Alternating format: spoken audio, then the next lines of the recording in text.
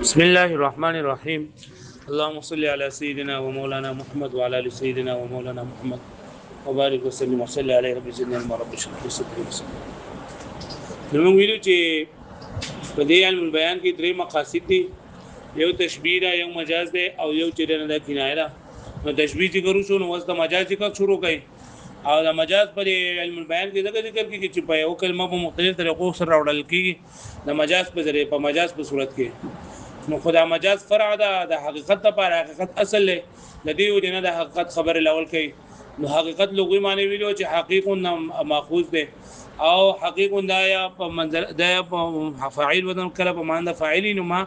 معنی هغه کلمه چې ثابتون کی او یا په معنی د مفعولین بیا الکلمه المثبته هغه کلمه چې ثابت کړل شوی او دې کې راته چې نن د اسمیت نه او د وصفیت اسمیت تر ته راوړې د پردا شوی دا حقیقت دې الکلمه المستعمله فيما وضعت له في اصطلاح بالتخاطب چې دا کلمې چې ولېږي چې په هغه څه استعمال شي د سره لپاره چې وځکل شي دا په اصطلاح د تخاطب کې مطلب دا دی چې هغه کلمه چې استعمال شي نو لکه هغه بیا نه حقیقت نه مجاز دی او فيما وضعت له په دې سره اعتراض راغی چې هغه وځ شي او چې کوم وځ شي نه لکه غلطۍ د پرستو ذکر شي لکه تا کتاب ته اشاره کوي ورته چې خذ هذا الفرس او یا هغه چې کوم مجاز مستعمل کې یو لفظ په مجازي معنی کې استعماليږي لکه دا رجل شجاع لپاره 80% استعمالول نو دا اگر چې بلې باندې دلالت کوي لیکن وځ شوی د دې لپاره نه ده او فی اصطلاح به تخاطب مطلب دا دی چې په کومه اصطلاح کې د سره تخاطب کوي نو پای کې بداله وځ شوی لکه سوالات ته نه دا د لغت په اعتبار سره وځ شوی د دعا لپاره دی خو په شریعت کې په اصطلاح کې د صلات وځ شوی د دعا لپاره نه دی بلکې د صلات وځ شوی د ارکان مخصوصو د لپاره په هيئت مخصوصه کې په اوقات مخصوص نو وسکا د په اصطلاح د خاطب لکه دغه وی د شریعت وی نو بیا به د صلات د ارکان مخصوصو ولا معنا غسل حقیقت کوي او کا د اصطلاح د تخاطب چې د کم دای کوم خبره کو د لغت وی نو بیا به د صلات هغه حقيقي معنی چنده به دعای خو شو به معنی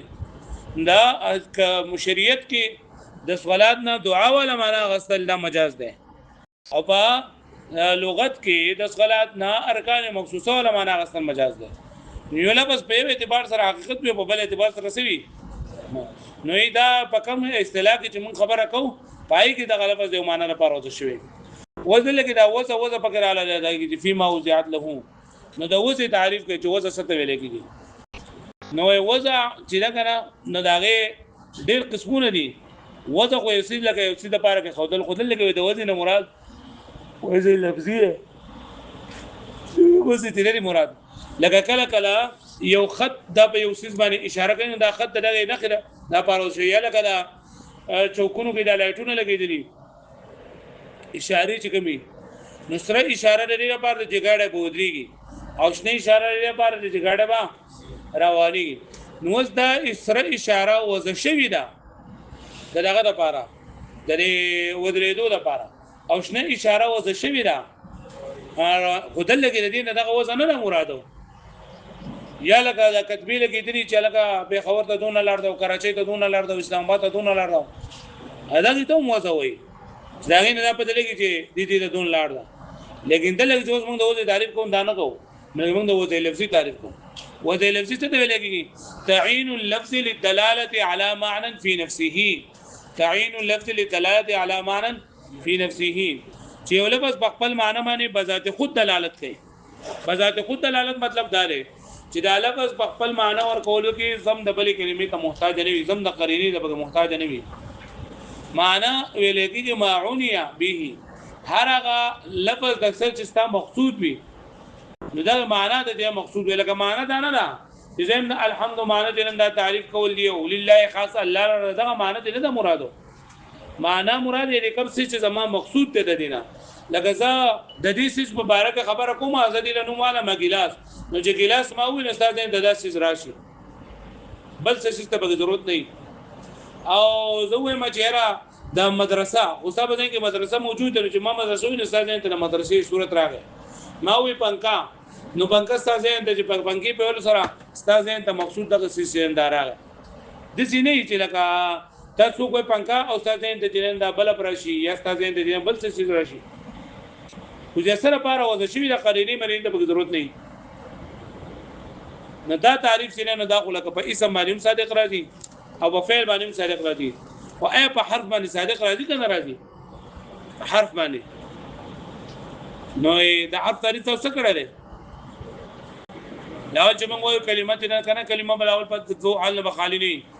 یا په خپل معنی ورکولو کې چاته محتاج وي یا په خپل معنی ورکولو کې چاته محتاج که په خپل معنی ورکولو کې چاته محتاج نه دي ته سوې وایي کنه په خپل معنی ورکولو کې چاته محتاج نه نو بیا بخالینی ذو حالونه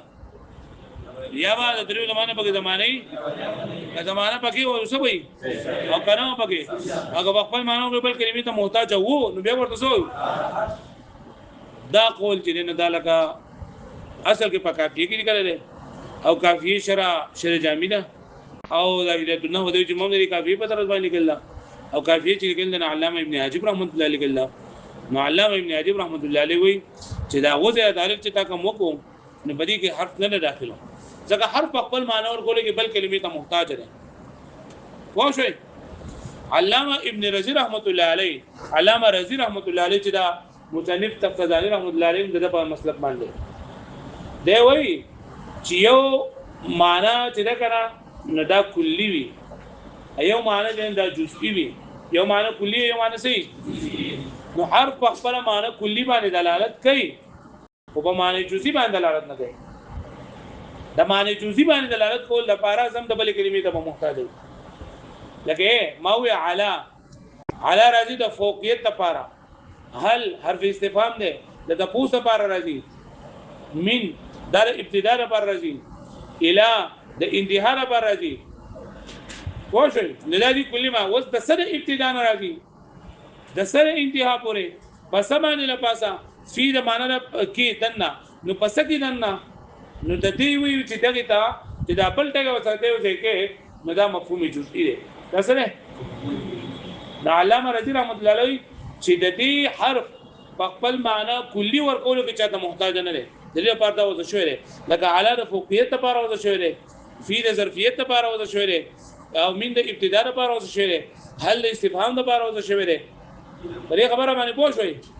پرې خبره باندې پوه شوي ها نو په خپل معنا ور کلی ورکول لپاره دا وځ شوې او دا په خپل معنا باندې دلالت کوي په دې کې چاته حاجت نشته او علامه ابن حجب رحمت الله علیه چې دا حرف وځ شوې د معنی جزئی لپاره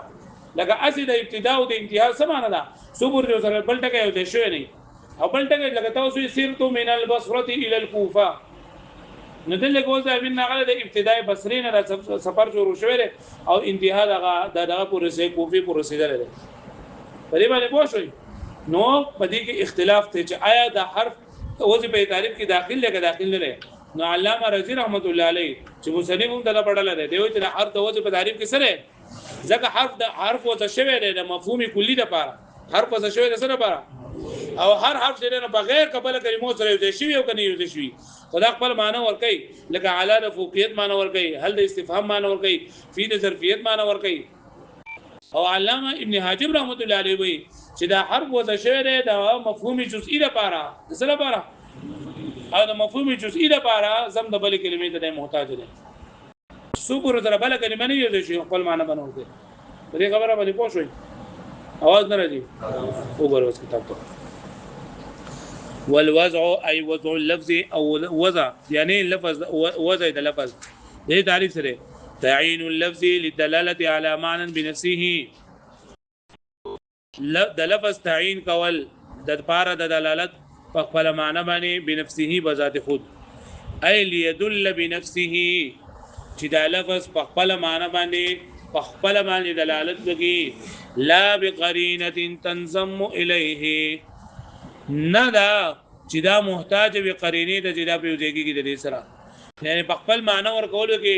قرینه د محتاج نه لکه دا خبره وکړه په دې سره د وس مجاز متوباسي ځکه چې مجاز په خپل معنی ورکول په خپل معنی د پاره وځ شوی دی اسد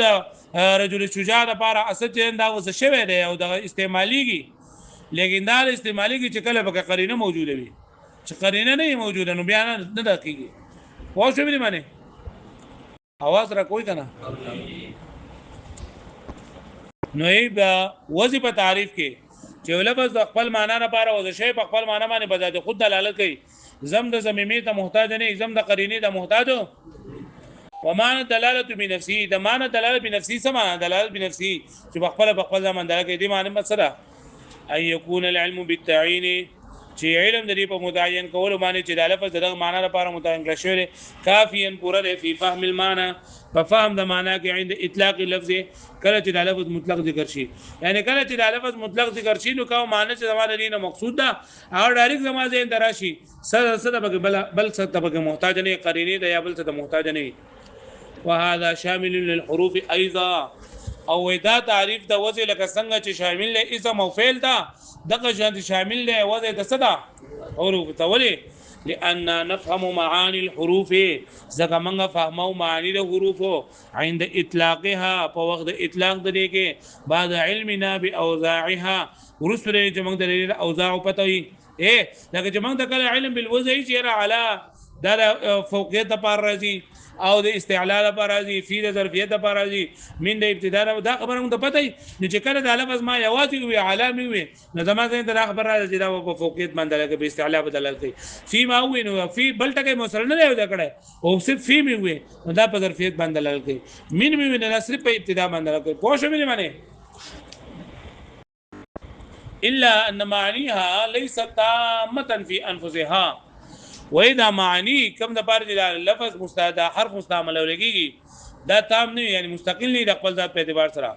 بل تحتاج الى الغير بلکې غیر ته محتاج یعنی معنی کلی کو ور کوي خو معنی جزئی ور کولو کې بل کلمې ته محتاج پوه شو به باندې دا حرف په خپل معنی کلی ور کولو کې چاته محتاج نه نه بلکې په معنی جزئی ور کولو کې بل کلمې ته صحیح بخلاف الاسم والفعل خلاف د اسم او د فعل نه چې اسم او فعل په خپل معنا جزئی ورکول کې بل کلمې ته محتاج نام سره دغه خبره کوي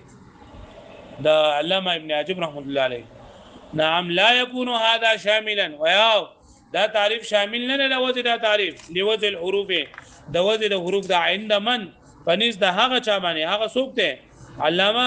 ابن حاجب رحمت الله علیه يجعل معنى قولهم چاګه ذول معنی د نحات د قول جعل الحرف ما دل على معنى في غيره چې حرف هغه دی ولګي چې دلالت په هغه معنی باندې کوم چې بغیر کې موجود ده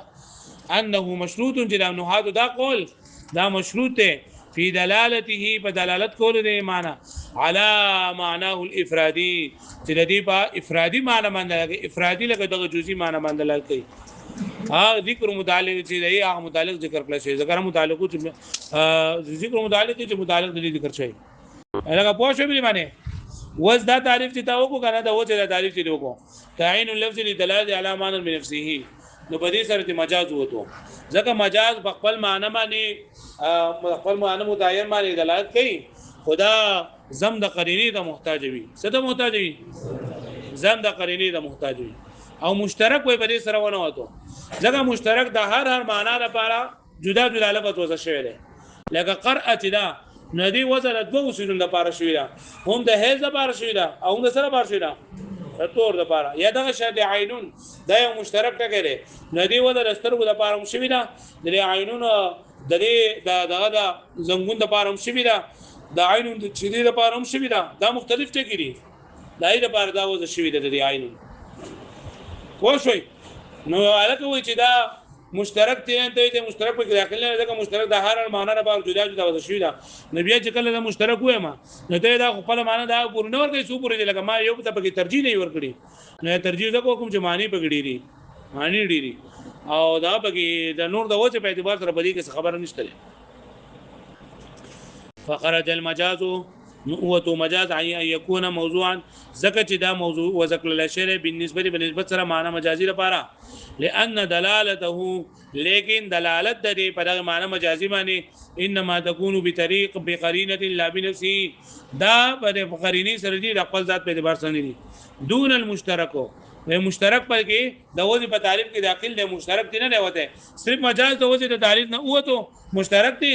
نه وته ولی فانه لم يخرج عننا ولانه قد عين ذكر مشترك تندا معين كل شيء للدلاله على كل من المعنيين بنفسه لپاره چې دا دلاله په هر معنا باندې په هر یو معنا باندې خپل ذات په اعتبار سره وعدم فهم احد المعنيين بالتعيين او دا په دوه معنو کې یو معنا بالتعيين په فهم کې نه راتلل لعارض الاشتراك د وجه د عارض اشتراک نه لا ينافي ذلك ذلك منافي له فالقرء مثلا عين مرة للدلالة على الطهر بنفسه لکه دا قرأ یا قرأ دا ټکی چې دی نو دا وذکر شعر یو پیر د طهر د بار خپل ذات په اعتبار سره ومرة اخرى للدلالة على الحيض او بل پیر دا وذکر شعر د حیض د بار خپل ذات په اعتبار سره فيكون موضوعا نشودا موضوع لکه پوه شو بلی باندې پرې باندې پوه شوي وز د دې نه اخوا دا خبره کوي چې منګه خوې کنه چې په دې سره ته د وزیر تعریف نه مجاز وته او مشترک ته ونه وته کنه او بعض کسان وایي چې مشترک په ځای باندې ته دون الکنایه پکار دی چې د دې تعریف نه د تعین د لفظ نه د تعین د تعریف چې منګو کو نو بدی کې لکه مجاز خو دی وته او د مشترک په ځای باندې پکې کنایه لیکل چې دا کنایه چې نن دا پرې کې د تعین په معنی کې د وځي په معنی کې دا کنایه چې نن دا داخله ده نو وی چې دا خبره کړی ده چې دا کنایه بلې کې داخله ده نو دا د سهو کړی ده ولی سهو کړی ده دغه کنایه کته لري معنی اصلي ته نسبت وکړي چې دا معنی اصلي لپاره وځ شوی دی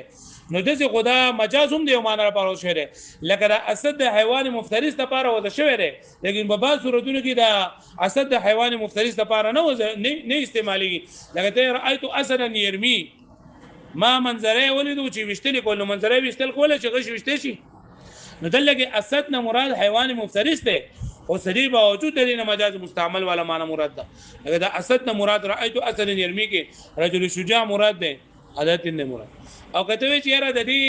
د کنایه په کې څه داخله ده چې دا په لازم نه معنی اصلي باندې دلال کوي نو دا خبره چې نه دا هم غلطه ده ځکه دا کنایه چې کله په لازم دا معنی اصلي باندې دلالت کوي نه دا د قرینی په وخت باندې لکه چې کله قرینه وي چې کله سم موجوده وي امغه چې تعین دا وځای ته ولګي چې لفظ خپل معنی پر وځي شی پای باندې کوي خو بغیر د قرینې نه خو شو به معنی بغیر د قرینې نه خو شوي وګورئ وفي كثير من النسخ او بدير نسخو کې بدل قوله دون المشترك یعنی دا مصنف دی قول دا دون المشترك تلنا بدل قوله بدل کړه قول د مصنف د دون المشترك په ځای دون الكنا وهو سهو او دا وسره سهو الاولي لانه ان اريد كجر ارادو کله شي چې ان الكنايه بالنسبه الى معناها الاصلي موضوعه چې دا کنایه یعنی دا لفظ کنایي په نسبت سره معنی اصلي تا دا وذکر شوی دا ها لکه دا طویل النجات دا لکه د کنایه لپاره طویل النجات لکه اصله چې کم یو دنګ سړی کړه دنګ سړی وګت سړی چې دنګ نه د طویل النجات ویلګي کنایي تور باندې چې مطلب خلک وای دا ونه دنګ دا ونه نو ونه غلګه پدای کی دا پپټی کی ان غوډه د کنایتن معنا دا وای چې لکه دې دنګ دی واجه نو طویل النجات دستنه غټی دستنه طویل النجات معنا سره دستنه غټی دستنه لکه مطلب د کورستنه حاله غټی دنګي چې کله لا سره دنګي دی په دې نو دې کته دې ته ګوري چې را د معنا اصلي لپاره وځ شوی دا د طویل النجات د کنایه لپاره وځ شوی دی نو دغه شانتي دا مجاز کوم د دې لپاره وځ شوی دی دا شان د مجاز وځ شوی دی ضرورت ان الاصل في قولنا لکه اصل زمون بل یقول رأيت اصلا يرمي موضوع دا وذکر شی حیوان مفترس لپاره علی او اگر چې کې استعمال شوی نه دی وان اريد او کچر دا اراده وکړل شي چې کنایه په کې ځکه داخله ده چې د کنایه نه مطلب دا چې دینه انها موضوعه جدا وذکر شي بالنسبه الى المعنى الكنایه په نسبت سره معنی کېږي یعنی لازم د معنی اصلي د غسل کېږي نو فساد ظاهر ندی فساد بیا هم ظاهر دی لانه لا يدل عليه بنفسه ځکه د کنایه نه لازم د معنی اصلي معنی غسل دا بخپل ځان باندې دلالت نه کوي بل بواسطه القرینه دی بلکې بواسطه د قرینه سره چې کله قرینه موجودي نو بیا خو دا لفظ موضوع نه موږ مجازي معنی مغسته شو اوس کم کسان چې کنایه په کې داخله ده پدې کې ادوځي په تعریف کې نو ځان پر د دلیل وي ان شاء الله سوال وي ته یاد بشي دا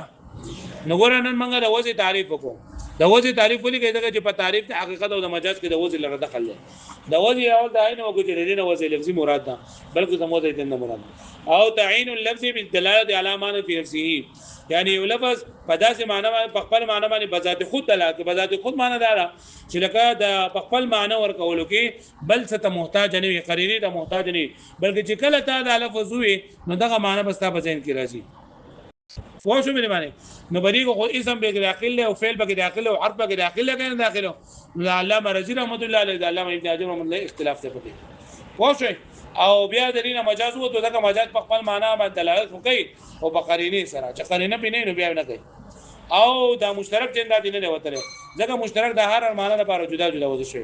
او بعض وایي چې د مشترک په ځای باندې کنایه نه ده چې کنایه وایي چې دا په خپل معنی اصلي باندې دلالت کوي موږ په معنی اصلي باندې دلالت کوي ورو قرینه پکې موجوده او یا دا چې دا وځي شي دا د معنی اصلي لپاره وځي شي دا نو څنګه د معنی اصلي لپاره دا وځي شي دا شنه مجاز د معنی اصلي لپاره وځي شي لري او استعمالي کې بګینو لگا د اسد دا حیوان مفترس لپاره وځي شي لري لیکن په بعض صورتونو کې د اسد د حیوان مفترس لپاره نه استعمالي لګره ایتو اسد نرمي واو شي باندې یا تو شي زینو